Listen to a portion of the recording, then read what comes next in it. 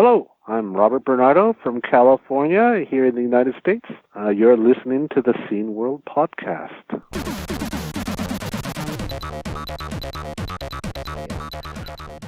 Hi, I'm AJ.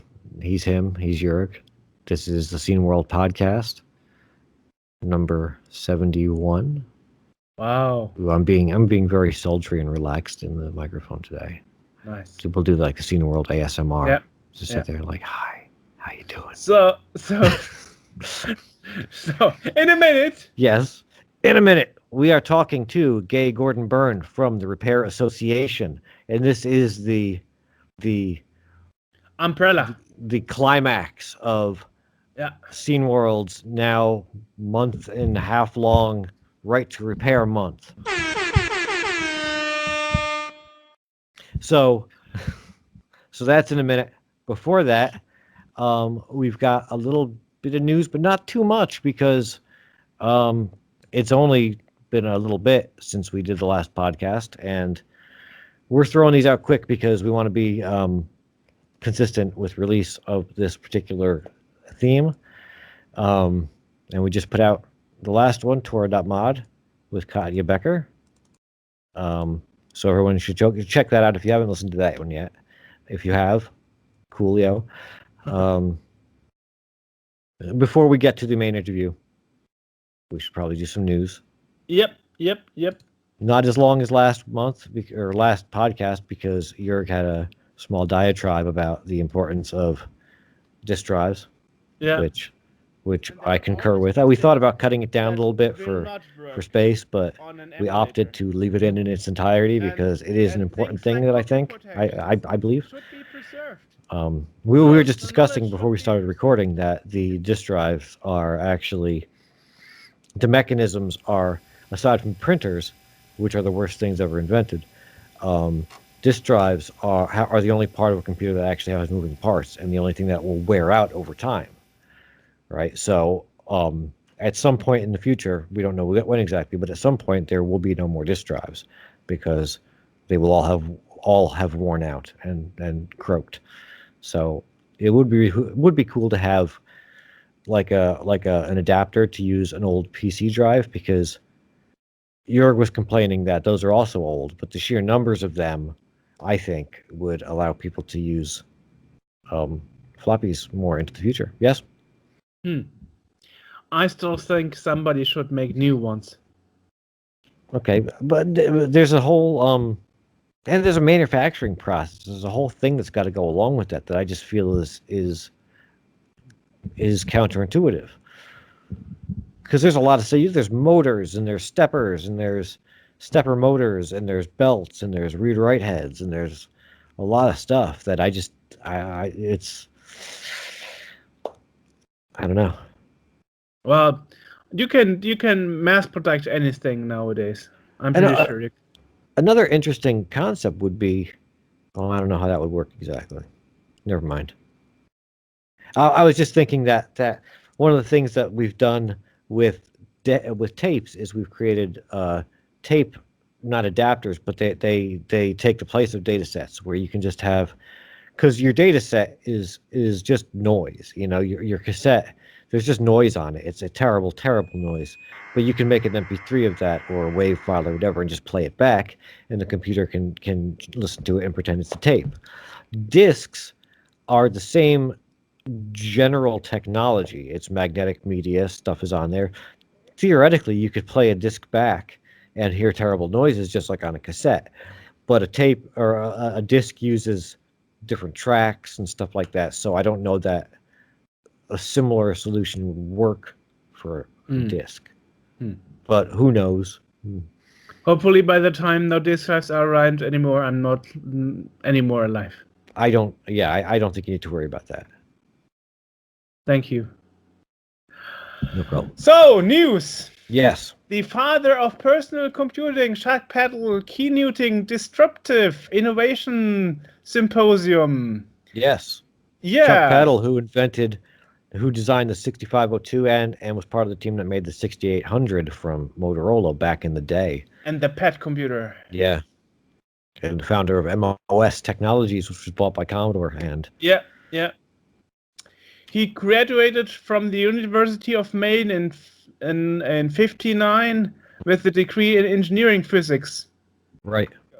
The College of Engineering was honored to present Chuck Peddle, the father of personal computer, with the Edward T. Bryant Engineering Award today.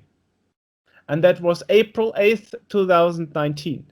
Okay. So a few months back already, but just picked up by the retro community. Actually, there is a YouTube recording of the speech he held. Oh, really? Yes. Awesome. Yeah. Well, we'll put a link to that. I found it by accident. Okay. Yeah. Very nifty. We'll put a link to that in the podcast description. Yep. And yeah. Yeah. So now your turn, because okay. that's all the news I've got. Okay. Well, Gub Data, the demo party, I guess is how you say it. It happened in Sweden. That just took place this past month, I suppose. That's cool. There's a lot of stuff that came out of it. I know that even the legendary JCH has made some music from it. There's a lot of demos out. Check it out. We'll put a link to, I guess, where you can check out some of those demos if you want to. And finally, for the news today, there is a new device, a new as in from May. I mean, it's not new, but it's new to my scene, to what I've seen. Ricardo Casada has launched a new project called the Unijoystickle 2, which lets you use modern game controllers like on an Xbox or PS4 or whatever, primarily Bluetooth controllers, wireless controllers. And it supports multiple controllers, so you can have two players. And whilst it was designed for the 64, it'll work on anything that uses a DB9 pinout, using like the Atari or the Amiga or anything else like that. I guess yeah, it just actually, needs, the joystick port is a de facto Atari standard. Right, exactly, yes. That Commodore took over. Mm-hmm. Well, I didn't take it. I think lots of things used it, but so that's available. You can buy those. It also comes as a kit that you can put together. If you want to solder it yourself, I guess it's probably a little bit cheaper that way. So that's kind of cool. Wireless controllers on the 64. I don't think that's something that we've experienced before. There were some adapters for the Nintendo Wii that allowed that. So there were products for that, but they were homemade. Yeah, and there was a Unijoysticle, an original one, because this is the Unijoysticle 2. The original one used Wi-Fi, so I guess it was a different kind of connectivity. But this uses Bluetooth, so that's pretty awesome. Maybe I'll grab one of those and do a review. But I think that's all the news we have now. So why don't we? I'm actually looking. Maybe not. No update from phase 5 about the keycaps. Okay, well, that's been an ongoing theme, I think. Yeah. So I think that's about all the news we have. So Gay from the Repair Association is waiting right over there. So why don't we go talk to her? So today, as another part of the Right to Repair movement, we are interviewing actually repair.org and in person Gay Gordon-Byrne. Did I pronounce that correctly? Yes, you did very well. Thank you. Well, there's a first for everything. Yes. So you are actually the CEO of the association or the founder, or how you would describe yourself? I'm officially the executive director because we're a trade association. I am also one of the founders. So you are actually known to be a lot lately on interviews with iFixit and other, you would say, companies or association doing the same thing. So how did it start for you personally that you made a step into, I would say, Right to Repair? volunteered. That's what really happened. But the backstory is that I've been in the large mainframe enterprise world for my entire career, and I was working to develop a website, a database of what happens to equipment, why it breaks, where it breaks, when it breaks, based on repair records. And so my clients were finding that they all of a sudden were getting wiped out by manufacturer policy changes. And I started literally just trying to help my clients. And I became totally enraged that companies like IBM and HP and Oracle, who were the big three large server manufacturers, had all of a sudden decided that people shouldn't repair their stuff. And at that point, kind of stumbled on Kyle Wiens at iFixit, and he was experiencing the same problems, but in the consumer cell phone space. So there's a lot of overlap. The problems are very much the same. Personal computers and business computers are the same. It's just a matter of scale. Mm-hmm. So we started talking about how to make changes, and we wound up creating this association, which would act as the umbrella so that we would have a way to coordinate all these different organizations that aren't full-time doing right to repair, but have a place to coordinate it. And that's how we started. I figured when I did research about this topic that the car industry had the similar problem earlier. Yes. They still suffer the same problems. They were able to get legislation done in 2012 in Massachusetts. And when we looked at that, because we've been stumbling around trying to figure out how to get something changed. And we read the bill and said, holy cow, there it is, the perfect bill, except it says cars. So we literally took out the word automobile, put in the word digital electronic product, and that was our first bill. So yeah, we've been following that, and the problems that autos and farm equipment have are identical to the problems that mainframes and servers and refrigerators and cell phones have, is that if the manufacturer makes it difficult to get access to the parts, and particularly the firmware and the diagnostics, you can't fix it. It's over. It's done. They're in control. And that's what's happened, because it's awfully easy to do that. Not doing things is very easy. And they used to provide schematics. Now they don't. They used to print manuals. Now they don't. They used to put their diagnostics available on their website, and now they hide it behind a paywall or a authorization of some kind. So it's literally a negative. They have to do so little to monopolize repair. It's really sad. Right. I've got, this thing sitting behind me, this old Commodore 64. It comes with, you'd get this giant book, and in the back there are schematics on how it all works together and how you can put it together and whatnot. And compared to that, my shiny new MacBook Pro, you get no documentation at all. You get maybe, a little USB stick to put the software on, and that's it. Yep. And that's intentional. It certainly wouldn't hurt them to provide that information. The idea that anything in that machine is a secret is ridiculous. It's made in China. It's assembled in China. Half the stuff is designed in China.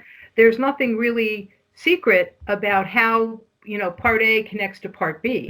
It just would be very useful information if you wanted to fix it. And they just don't, they meaning not just Apple, but manufacturers in general would much rather you not fix things, because if you don't fix it or you can't get it fixed, then you're going to go back to the store and buy a new one, which, surprise, is exactly what they want. It's a perfect world for them. Which actually generates a lot of waste. God, yeah. Totally. Mm-hmm. And that's why it's an interesting place to be politically, because normally the save the climate, save the planet folks don't talk to the business world.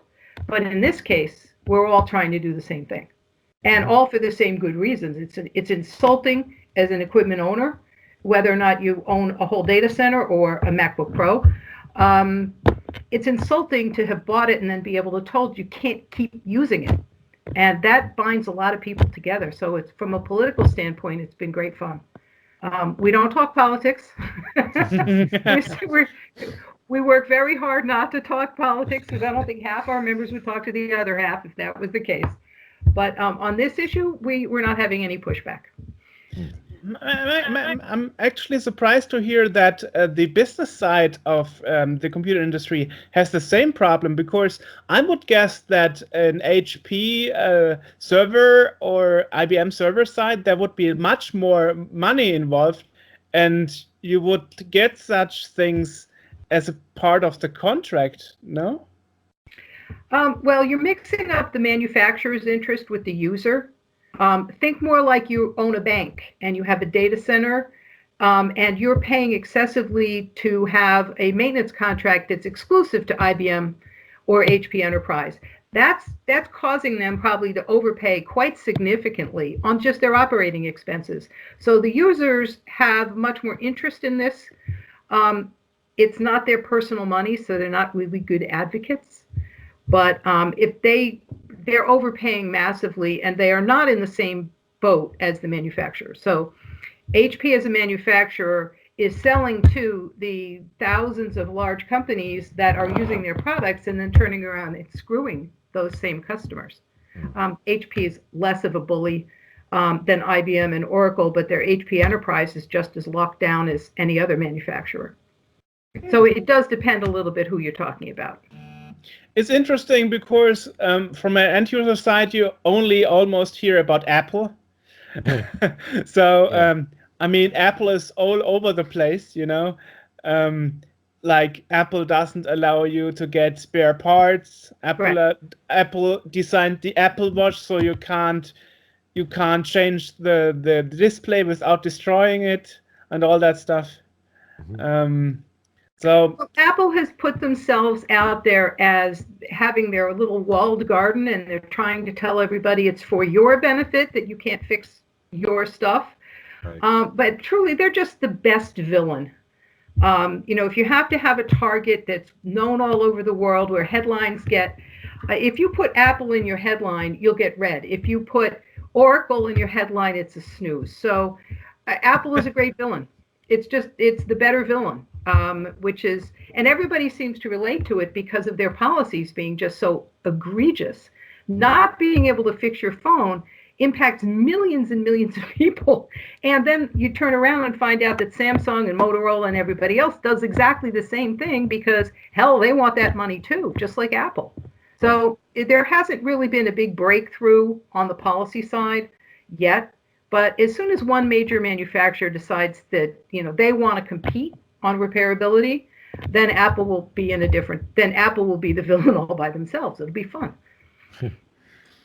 I actually read recently that the bill was actually put down by some states because stating that you could hurt yourself trying to repair your phone. Yeah, Apple walked around, apparently, I wasn't there, but apparently they walked around the State House the day of the hearing or the days prior to the hearing, and they were showing people how they could hurt themselves. Oh, great. If you've ever fixed, I mean, it's ridiculous, but they will say absolutely anything. Absolutely the most ridiculous stuff.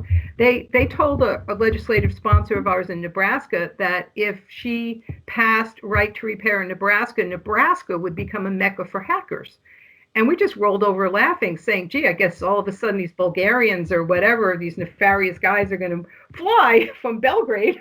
Yeah, right, yeah. Or Serbia or whatever it is, you know, from Americans, that's all nefarious over there. And settle in Omaha. We just couldn't stop laughing. Unfortunately, the legislators had no idea how silly that was. And Apple keeps popping that baby up all the time. Mecca for hackers, woo! Good Lord. That reminds, you know, we mentioned in one of the other podcasts that we did regarding repair with Scotty Allen, maybe? No, Jessa Jones. With Jessa Jones. Jessa Jones. Okay. I brought up the thing that being from New Jersey, I'm not allowed to pump my own gas. And it's, you know, it falls under the guideline of you might hurt yourself. And it's like, so what, is every other state in the United States like people just blowing up and running around on fire and stuff because nobody knows how to pump gas? We're all dying in New York because right, exactly. We have to pump our own gas. Yeah. That's up there with the farmers are all hacking their tractors in order to violate emissions law and pollute the planet. That's another good one.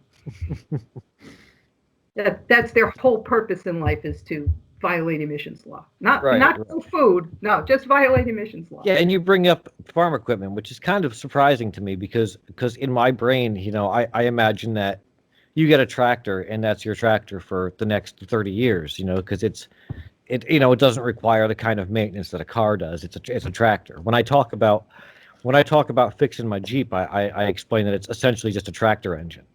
Simplistic and easy to fix. But now you're saying that that's also a big sector in which they're trying to stop people from doing anything to that stuff too, to farm equipment. Oh yeah, rather amazingly so, because everybody is in fact used to fixing their own tractors and their own diesel engines. There's mechanics, thousands, hundreds of thousands probably, that can fix a tractor. But all of a sudden you put a little chip in the console and you put a little laptop out there, and now it's mystery land, and you would hurt yourself if you fixed it. Yeah. And of course, it's just ludicrous. It's the same silly nonsense about hurting yourself. Never mind that it would be your body that got crushed. I mean, really, seriously, wouldn't you be careful about how you fixed your tractor? Of course you would. And just because it's got a computer in it doesn't mean you'd be less careful. It only means that they want to use the computer software to block your access to the diagnostics so that they can charge you $600 a throw just to come out and hit restart. And it's that kind of insanity that's driving farmers crazy, because literally it's not like you can take your cell phone to the John Deere dealership and get it. You can't pick up your tractor, put it in your pocket, drag it wherever you want to drag it, however inconvenient. That thing is sitting out in the field. It's way too big to put in your pocket. So they got to come to you. Right. So that means the dealership now has a monopoly on the labor source and time and availability. So if you're not a big user of that dealership, your service call might not be the first one that gets answered. There's just all sorts of distortions when there's no availability of independent repair anywhere. I mean, you're really stuck. Right. And the same thing goes with refrigerators and other high cost items, home appliances. You put a chip in them and they're monopolized. I don't know how this is going to play out. It feels almost like it's not even just a right to repair. It's also a right to, a right to accidentally solder my hand to a motherboard or something, because I don't know what I'm doing. That's kind of like, yeah, because you think about it, if I was trying to fix something, and I ripped my hand open or burned myself or something, that generally, like, the manufacturers are saying that, okay, that's a risk, and maybe they're pretending like a lawsuit or something is, they're trying to avoid litigation from people hurting themselves. But at the same time, if I try to fix something and I hurt myself, I don't see that going anywhere in court. That's just going to get laughed right out of there. They're going to be like, no, he's an idiot and doesn't know how to use a soldering iron. Yeah, that's actually what happens. And I'm glad you brought that up, because it's a big fear factor. Legislators are terrified that they're going to throw manufacturers under the bus, and personal injury lawsuits are going to drive these wonderful companies out of business. The reality is every single contract you ever sign, the manufacturer says, I'm not responsible for all the stupid shit you might do. Mm-hmm. And it's in every single contract. They disclaim everything. And the only thing they can't disclaim is limited by state law, where if they are actually providing a defective product, they can't escape that. Right. But if you just hurt yourself doing an ordinary hurt yourself, and you try, good luck finding a lawyer that's going to take that on contingency, because they're not going to spend their money. They'll spend your money. If you say, I'll pay you anything you want to go sue Apple. But good luck with that, because you don't have a case. Right, exactly. Like if my laptop, if I was sitting there playing with it and just doing normal stuff, and the battery exploded, that's a case I may have. If I had it apart and I'm applying heat to it and the battery explodes, that's my fault, because I shouldn't have been doing that. Oh yeah. Or rather I didn't know what I was doing when I did it. Therefore, it doesn't fall on the manufacturer to prevent me from doing that.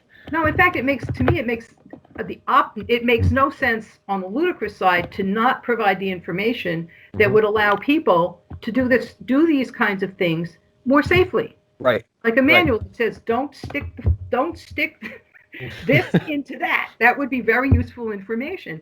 Reality is that most people don't do their own repairs. Probably 85 to 90% of people would never even attempt an electronics repair. But the fact is, the 15%, 85% of people don't have an option of even hiring an independent tech. So it's not being able to repair stuff is a huge problem, and the excuses for not providing the information don't make any sense when you look at them.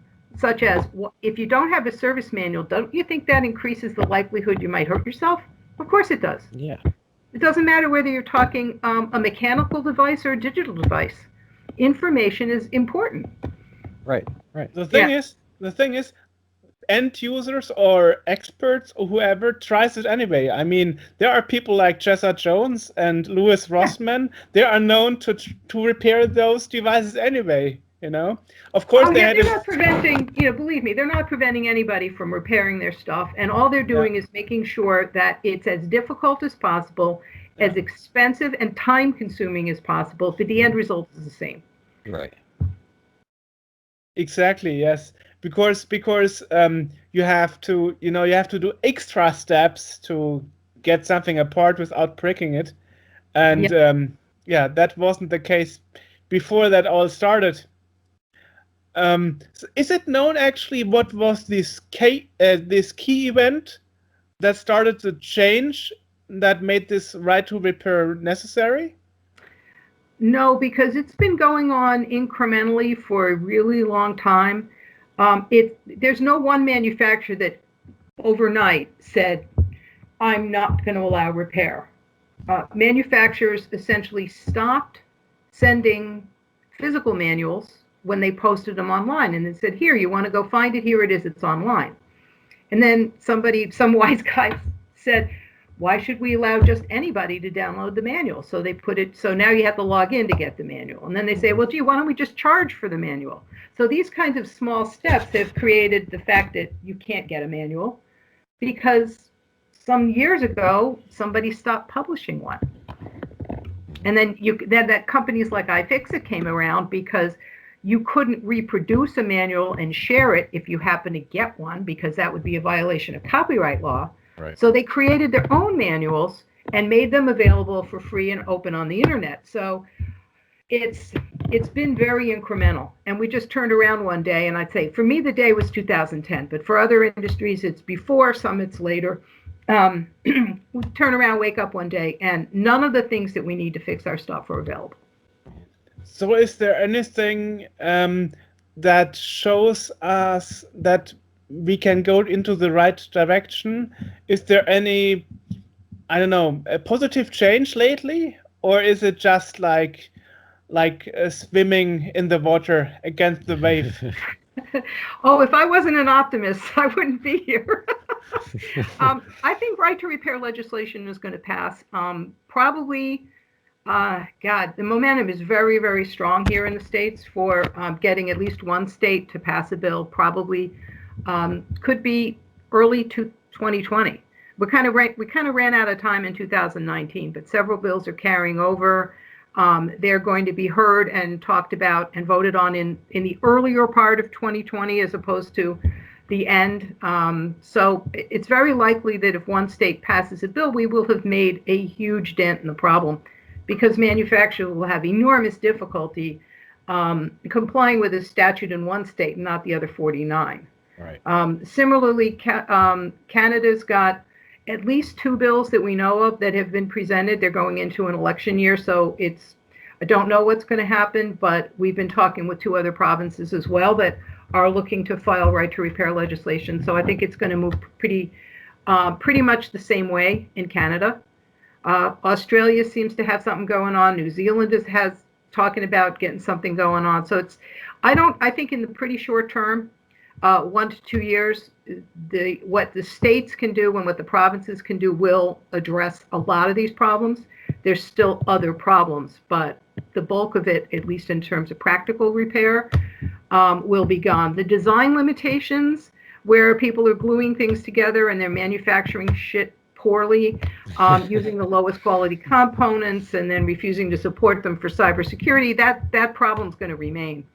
I think it's going to take another round of effort to get some of that stuff banned. That won't be my job. I'm going to retire.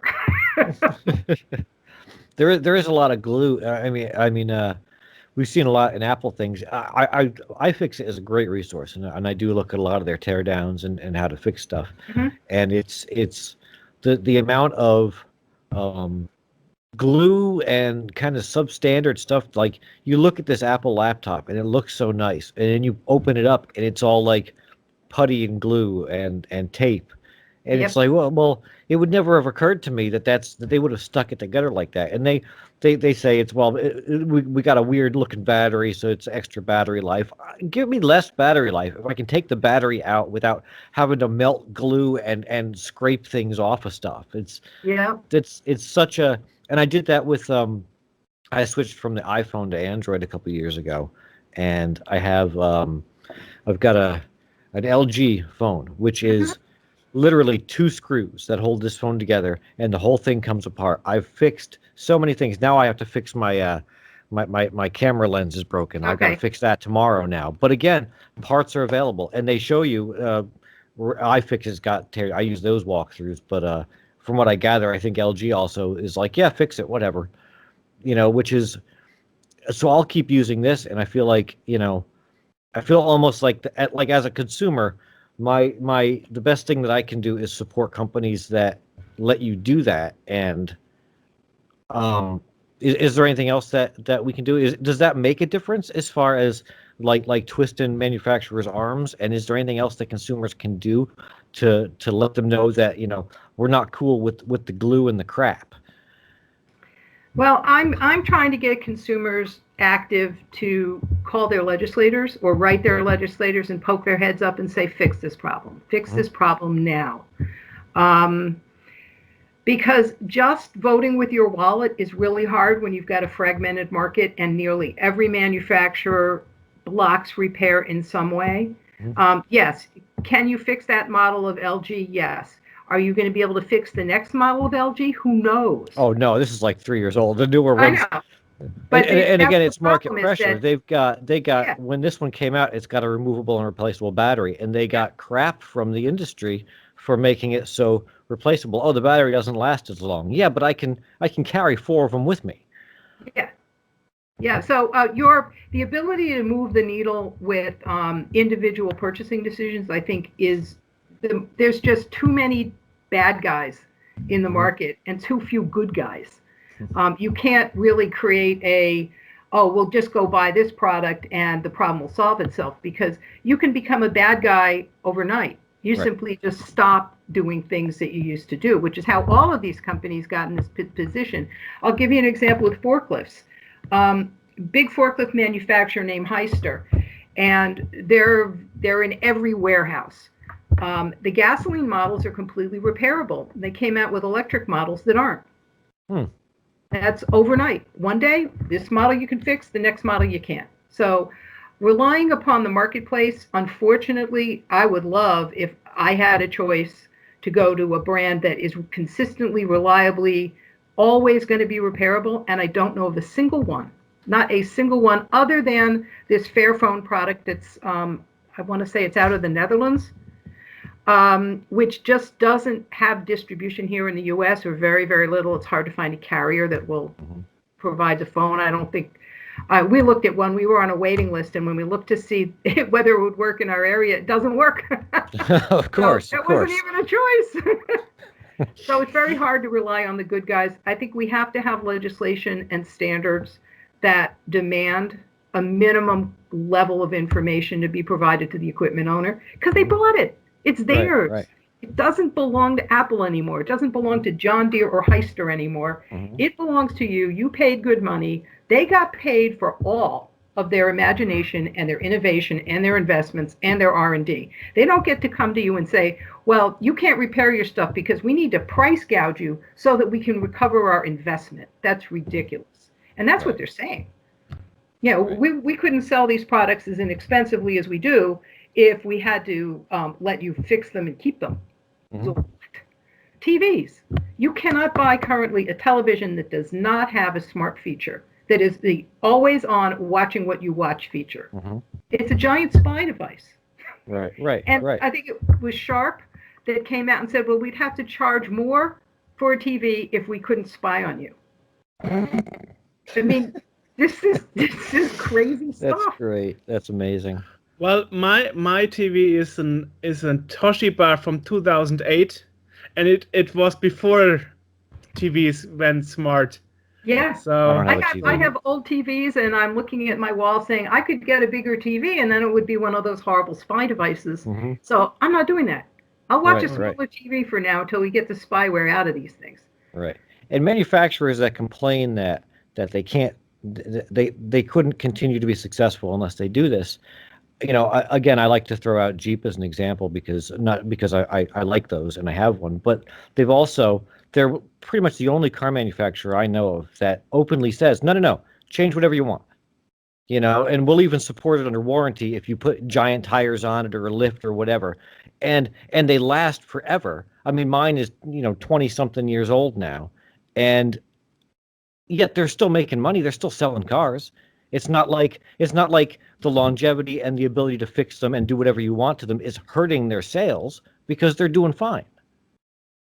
Yeah, the auto market's a good analogy because they were forced to, first of all, there is a law from 1975 called the Magnuson-Moss Warranty Act that is supposed to protect you from any auto manufacturer saying I'm not going to service your engine because you changed your tires. Right. Or your windshield, or your window wipers, or your oil, and there's still a lot of abuse in that industry over that issue.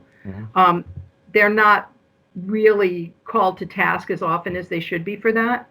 But then there's the 2012 legislation that did lead to a national agreement based on that legislation. So there is an automotive right to repair agreement between the industry and the secondary market that is supposed to allow for that for all of the signatories to that agreement. Unfortunately, there are some laggards. They're not all as cooperative as they should be, which is why I said originally that legislation isn't perfect.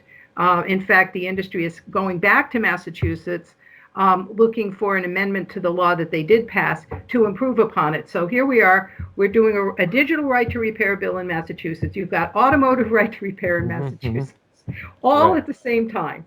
So they're really going to have to deal with that this fall because they've done so well. Massachusetts really did lead. But anyway, that's a bit of why you're able to repair the cars that you've bought. Some manufacturers, as always, have been more cooperative than others. Yeah, I've seen a few where it's a sealed. The transmission's a sealed unit. You can't you can't service it. And they said no, it's good for the lifetime of the car.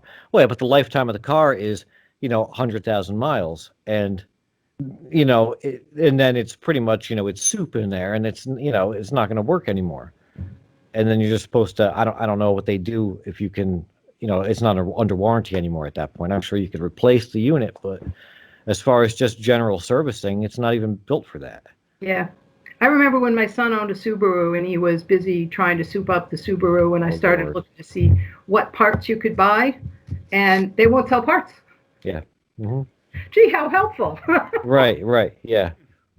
I wonder, we spoke now about USA, Canada, New Zealand. How is it in Europe? How is it in other places?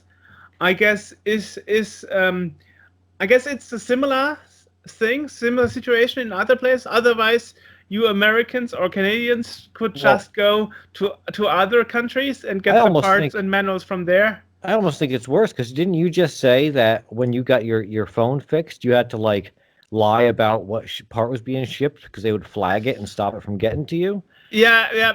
I got a glass frame for a red frame for my iPhone 7 Plus, and the AliExpress shipper actually wrote a mobile phone cable on the CN22 customs label so that German customs wouldn't try to stop it. They would say it was a bootleg Apple product and take it away. Yeah. Which I don't think that would happen in the U.S. Norway. The guy Henrik Huseby in Norway that was repairing phones, and Apple came in and sued him for having brought in screens that had been refurbished, and he won, thank goodness, but Apple's still going after him. So to quickly answer your question, yes, the problem is identical throughout the world. There's no place currently that you can consistently acquire parts other than on the streets of China. And that's not regarded as the ideal source if you're living somewhere other than China. Yeah, right. So, the legal access to repair parts, to everything that you need to repair, is the same worldwide. Europe has moved forward on a couple of interesting things related to the repairability of big energy-using products. Don't quite know why, but some standards were passed that will make major appliances more repairable. You might not be able to call yourself a qualified technician because they say it'll only be available to qualified technicians, which is kind of crazy since I'm not aware of any specific qualifications you have to have. But yes, the products themselves, they've approached it from a design standpoint where stuff has to be mechanically fastened, it can't be glued together. So I think Europe is probably more likely to push on those glue bans than we are in the U.S. U.S. doesn't much like to dip their toe into design choices. Right. But I think Europe is probably going to make more progress on those matters. You said iPhones were designed in China, and actually in the box it says designed in California by Apple. Well, most of your electronics, most of your semiconductors are actually designed under contract. So whether or not the whatever part, there's 100 parts in that product, and not all of them are designed by Apple in Redwood City. Most of them are off-the-shelf electrical components, and so Apple designed in California. Apple designed how we're going to stick them all together. Yeah. But all those parts already existed and had been invented and put together in China and all that. So there's also a huge amount of semiconductor design that goes on in China. One of the problems that most manufacturers face is it's just cheaper to hire engineers in China versus our labor rates. Right. So it's not the only problem we have with the brain drain.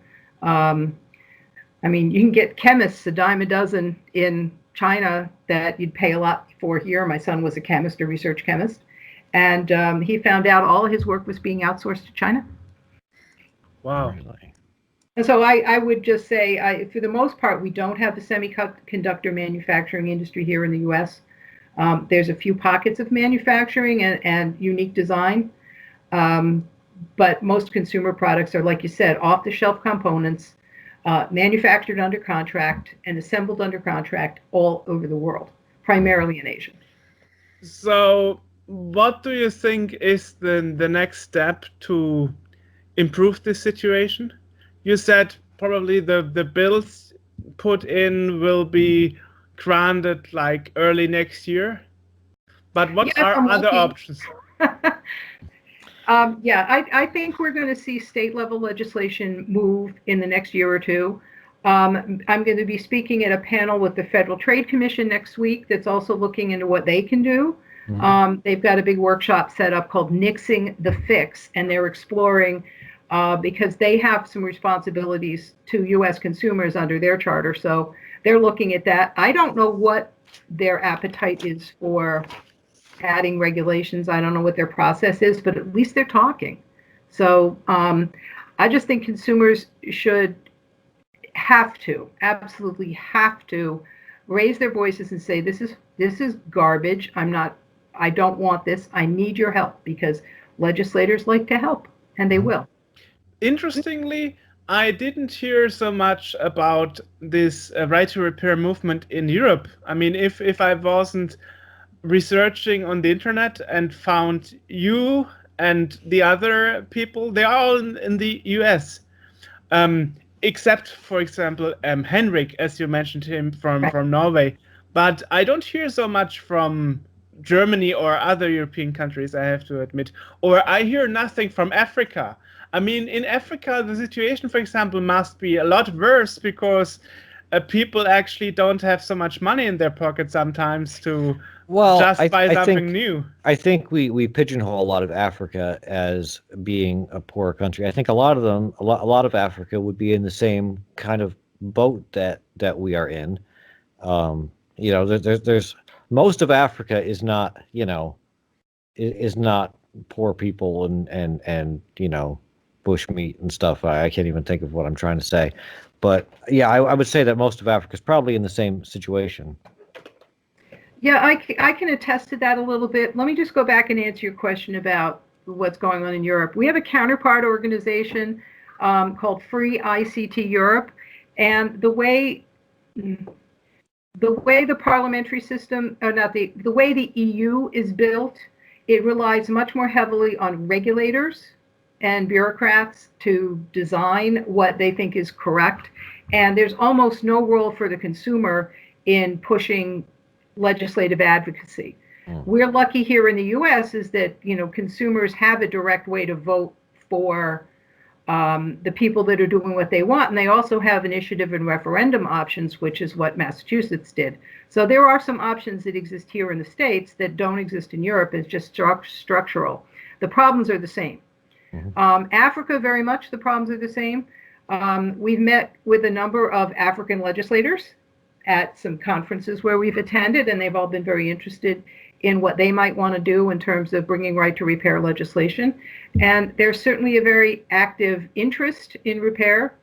Kyle Wiens has spent a lot more time in Africa and in Asia than I have, and I can't speak to it directly, but he certainly can.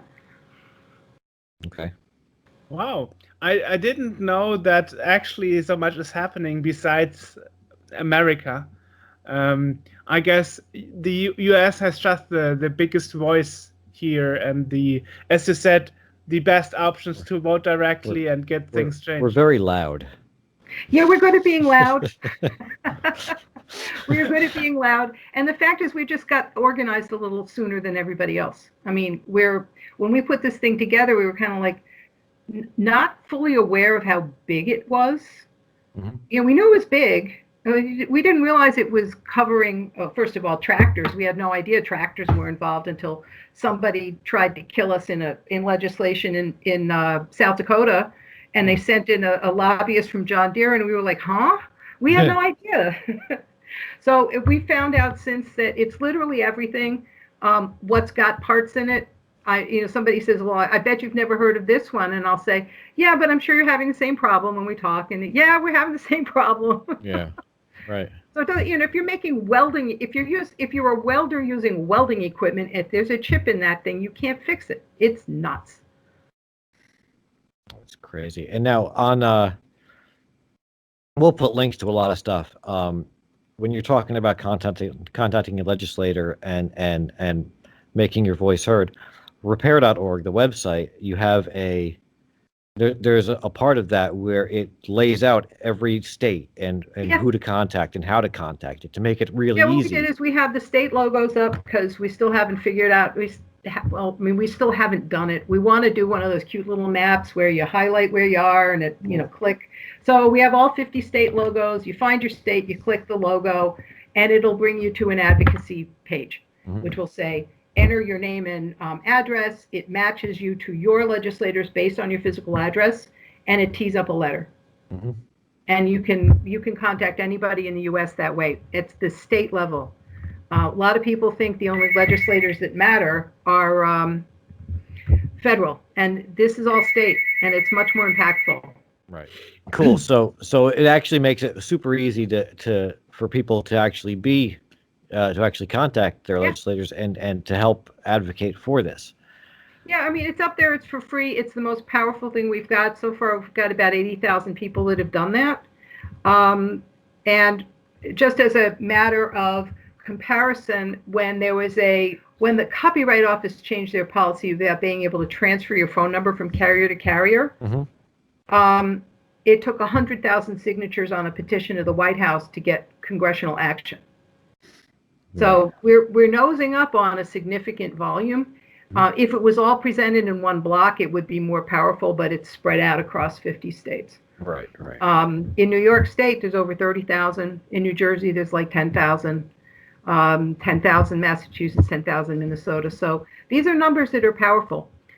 Legislators are getting not 5, but 100 letters. So is there any hope for federal bills to pass on this as well? You know, I just had that discussion with one of my board members, and it's like, but what do we ask? Literally, what is the request of the federal government that we're not already asking for in states? Mm-hmm. And how come the auto industry wasn't able to get anything done federally, but they were in states? So until we come up with what we would ask for, I don't have something to say. I mean, there's some tweaks that would be nice in copyright law. There's some problems in copyright law that would be good to get rid of. Oh, yes. But we've gotten almost everything we've ever asked for in this every 3-year copyright exemption process. There's very little that's left for the Copyright Office to do. Mm-hmm. The FTC may be able to do a lot in their existing capacity to lean on manufacturers to stop blocking repair in their contracts, even though they say they're friendly, when in fact they're not. Some of those things can happen, but they don't need Congress. Right, right. So I don't know. I would love for there to be a one-stop shop. So, is there anything you want to do next? I mean, apart from that? When we finally passed all of this and everything is good and there's nothing left for you to do, which will probably be never. What comes next? Never, but at some point, I think you can see from my gray hair is that forever is coming up a little faster for me than other people. No, I'm having a great time with this. This is more fun than anything I ever did when I was working for money. So I am quite happy to do this. But eventually, this is exhausting. Yeah, it's just exhausting. I can imagine. Yeah, no, we've spent the past month and now a month and a half. We're doing a right to repair kind of month extravaganza, which has now turned into 2 months, because we just keep finding more. That's seriously. We started out with 9 years. Yeah. We started out with one with one guest, and then it was like and then there's this aspect of it, and then that leads somewhere else, and then there's this aspect of it, and then it also falls into modification of things. If you're taking your hardware and you want to like Joerg's phone it's an iPhone, it's got a red faceplate on it. That's the only difference to it, aside from and a higher capacity battery. But he had to jump through hoops to get the thing shipped to him to even have it put in, because they were going to flag it as bootleg stuff and confiscate it. And it's like there's so much stuff. Something federal that we could do to get the Department of Homeland Security and some of the customs agents to stop doing Apple's dirty work. Mm-hmm. Right. Yeah. It's there's so much stuff related to this, and it's just kind of it's surprising, because I knew from a peripheral level of I knew Apple's penchant for not making things fixable. That's why I'm using an 8-year-old laptop, because I refuse to get something that I can't upgrade. But finding out all the different aspects of this, down to farm equipment, which like that I'm still kind of shocked about that. It's farm equipment. It's the grittiest, least microchippable kind of thing in my brain, and yet nope, there it is. It's that too. Well, there's the revolution in agriculture that makes agriculture so much more efficient is driven by chips. Lots of them, sensors all over the place. I mean, eventually some of this harvesting equipment, you can imagine being able to decide, it's not there yet, but I can imagine that you could have some kind of robot, which would be considered some kind of farm equipment, be able to discern the fully ripe tomato from the not quite ripe tomato and pick it. Those are the kinds of things that agricultural technology is capable of doing. But right now you can't fix a damn bit of it. And that's That's got to change, or Yeah. or all of these innovations are just going to be so costly. Right. And that stuff ain't cheap to begin with. I mean, I see these equipment. I'm right now. I live in Maryland, which is all just farmland around here. Eastern Shore, that kind of stuff. Okay. And the amount of things you see, these ridiculous. They got tires that are 12 feet high, and they're taking up a lane and a half on the road. You can drive under them. They're huge, and they cost a couple $100,000 for this thing. And to tell me that it's going to break down and I can't fix it is ludicrous. It is. It's absolutely ludicrous. And what? Oh my God, that's a whole. It's all one onion. And we're all peeling away different layers of the onion. And at the core of it is exactly the same problem. But the fact that it's appearing in so many different kinds of devices is really shocking to a lot of people. So yeah, the farmers, when asked, if they're ever asked, they absolutely love right to repair, because they knew that they were getting screwed. And they knew it was extremely costly, but they didn't know that they had a choice. So once they find out they're getting screwed and they have a choice, they become pretty good advocates. But as a group, they're awfully busy this time of year. They're not good. Get down, they don't run around waving protest flags in front of legislators. So it's a little hard. Right. But it is exactly the same problem. You put a chip in it, and all of a sudden it's game over. So your best bet is, as a farmer, if you were a former Bulgarian or Russian hacker, then there's some hack software out there that appears to work. We've had some evidence of that. Not advocating for anything illegal, mind you, but as an example of why it's so important for farmers, the value of the non-technology products is quite strong. There's a lot of farmers that will not buy a modern piece of equipment because they lose control and they can't afford it. Right. Yeah, just imagine your whole production stops, and your income is on stake. Well, you can lose a whole crop. Yeah. I mean, they're the most time sensitive of all the things that people use, except for the world I used to live in, which was mainframes.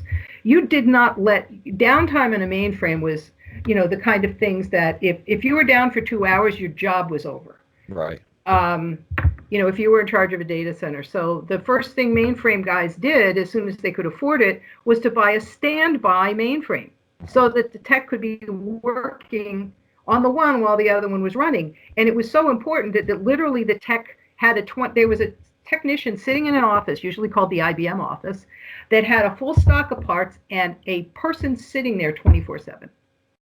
That's how mission critical these systems are. And farms are the same thing, but they can't afford to have a second idle standby $500,000 tractor sitting there just in case. So the things that are mitigating these mission critical applications in the computer world aren't even remotely practical in agriculture. So their solutions are a little bit very, very constrained. Right. And we can throw compute power at backup systems all the time now, and it's cheap, but not cheap for farmers. The repair thing also, it hurts. It hurts the job market. We hear in the U.S. anyway, a big thing is jobs. Got to create jobs, got to make jobs, and jobs. But when we're talking about this kind of thing, there used to be in every town there was a repair shop that you could bring just about anything to. They don't exist anymore. I don't know the last time I've seen one. You used to have authorized, even authorized repair places. They don't exist anymore for a lot of this stuff. You have to send it into the manufacturer to get anything done on. You take it to the Apple store, and then they'll basically just give you another one. It's taking it to like the store in town where they fix things. That whole section of jobs for people that knew how to do it has evaporated because you're not allowed to anymore. It did, and they went under because they weren't allowed to. Right. I don't know if you know it, but there was a specific date and time in the camera industry where, I think it might have been 2012, where Nikon overnight said, we're not going to sell parts anymore to independent camera shops. And I actually read about that. Yeah, but as a result, almost all independent camera shops went out of business. Right. I mean, their living was really repair and not selling new cameras, and that ended that. There's no more the repair guy in town. There may be a vacuum repair guy in town in some little hovel. Yeah, those I do see. I do see vacuum repair stores for some. Yeah, but as soon as they throw a chip in those, that's going to be right. Yeah. Exactly. TV repair is gone. Appliance repair is gone. Radio Shack, we used to be able to buy parts. My dad practically lived in Radio Shack. It was his little home away from home. Yes. And total parts geek, and those are gone. And even those, I mean, I remember going in there, and you'd have a catalog, and you'd walk in and be like, I need part number whatever, and they'd go in the back and give it to you. Yeah. The last couple of years they were around, they were a cell phone store. You could go and ask for a part, and they'd be like, I don't know what you're talking about. Oh yeah, when they transitioned to selling toys, yeah, no, they made a mess of their own business, but I still think they'd be out of business anyway. Mm-hmm. Yeah, I'm asked often if this is a jobs bill, and I say absolutely. I can easily see from just those little industries that you're talking about that there should be at least 5 times as many repair shops in every town in America as there are now. So we've got roughly an employment of 150,000 independent repair techs. So it should be over 500,000. Right. And when you look at the auto industry, there's over 500,000 independent repair techs in that industry, and they're only servicing cars. Mm-hmm. Look at the rest of the world. In addition to a car, you've probably got 25 or 30 other gadgets in your home. Right. And every one of those is a piece of waste unless you can get it fixed. So I think the opportunity for U.S. jobs based in communities that are accessible to people without a college education. We've got military veterans that are doing this kind of work, disabled veterans. There's lots of opportunities for jobs that just simply don't require that you go to Stanford. Right. So, exactly. Right. Yeah. Yeah. We're missing a lot. And every time that you buy something new, you're encouraging a factory job in Asia, as opposed to encouraging a tech who is working and living and making a living in a local community. Right. Tech jobs they're not pumping gas. Mm-hmm. People make more money than pumping gas. They make more money than if they worked retail at Walmart. I mean, these are better jobs. Mm-hmm.